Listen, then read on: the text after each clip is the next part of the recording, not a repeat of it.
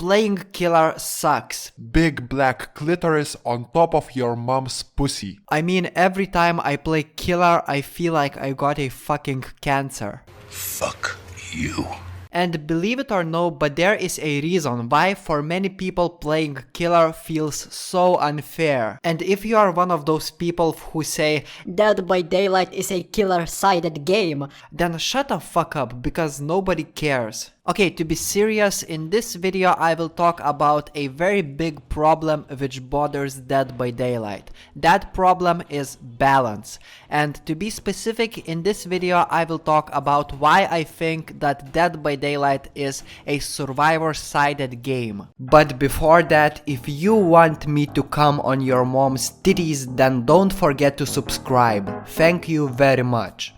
But seriously, I'm speaking as a person who prefers to play killer instead of playing survivor. Sadly, but playing killer hurts my balls. I've been saying this for years. Dead by Daylight is a survivor-sided game, and most of my friends agree with me. Dead by Daylight used to have two big problems: a gen rushing problem and survive with friends bullying the killer problem.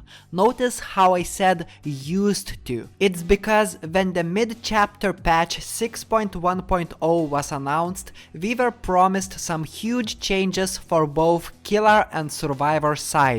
For example, one of those big promised changes was an increase in the time needed to finish repairing a generator. For years, killers struggled to apply pressure on the generators, and that's because of a common survivor tactic to win a game. I'm talking about gen rushing. The fact that it only took 80 seconds to repair a generator, and if you had multiple survivors on one gen, you could do it twice as fast, made it very easy to rush all 5 generators and escape the trial. Getting gen rushed is probably one of the worst feelings that the killer players can possibly experience in Dead by Daylight. Trust me, it's no fun to get gen rushed. This created a new killer meta builds, and I'm talking about anti-gen rush builds. It was basically a torture to play killer without perks like Hex Ruin, Corrupt Intervention or Pop Goes the Weasel. This would lead to a boring meta, and even those perks couldn't guarantee that you won't get gen rushed. Luckily, Dead by Daylight developers had announced that with the patch 6.1.0 they would increase the time required to finish repairing the generator from 80 seconds to 90 seconds. This may not seem like a big change, but keep in mind that there are 5 generators to repair, which means that it's 50 extra seconds to repair all of the generators. Honestly, I was looking forward to this change, but when the patch came out, it didn't really solve the gen rushing problem. If anything, it just made it worse. Remember how I told you about anti-gen rush builds? Forget that, because most of those perks got big nerfs. For example, after the patch 6.1.0 came out, Hex Ruin is now a meme perk. Corrupt Intervention works only for a few specific killers, and Pop Goes the Weasel has received a nerf too. Why would they nerf all of these perks so much? I mean, did the developers really think that adding 10 extra seconds on top of a generator would fix the problem? This is so stupid. This has led to even more boring killer meta builds. Almost every game I play, I see killers taking advantage of Pain Resonance and Dead Man Switches combination, and even that doesn't fix the gen rushing problem. The best solution that I see is to buff Hex Ruin again and to introduce more perks that would affect the generators.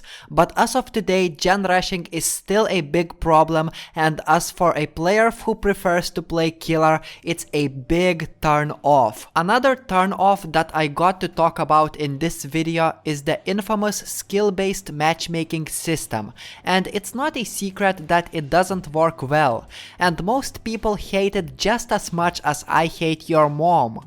But if it favors anyone, it's usually survivors. Every time I play killer, I feel like I'm playing the most competitive game in the world, which is not fun. Dead by Daylight is more like a casual game than a competitive one, and the fact that it's so hard to play killer most of the time makes it very unfun. The RNG palette and window spawns sometimes make the situation even worse, especially playing killer in the Gideon meat plant.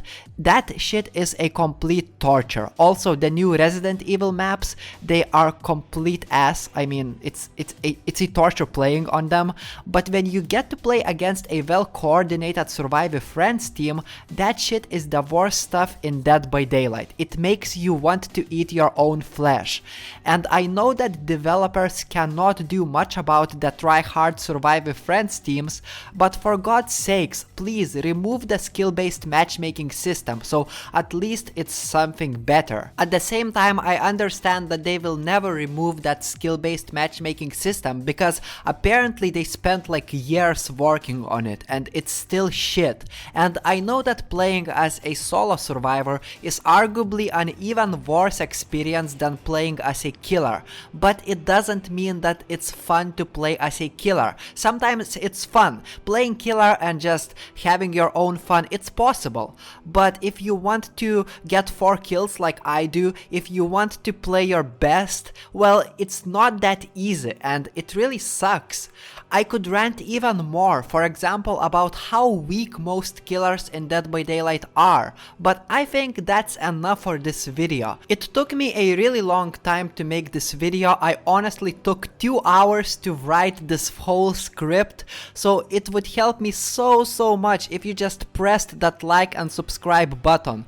Please, with your hard cock, press it. And thank you very much for watching my video. I see you in my next one. Bye!